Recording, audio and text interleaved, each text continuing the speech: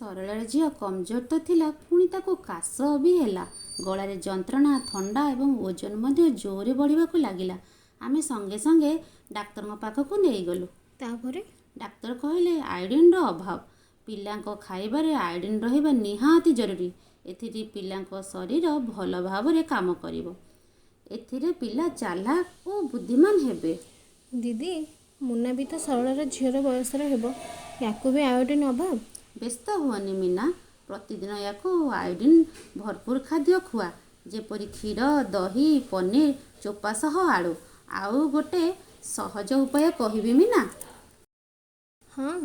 ଖାଦ୍ୟରେ ଆୟୋଡ଼ିନ୍ ଯୁକ୍ତ ଲୁଣ ବ୍ୟବହାର କର।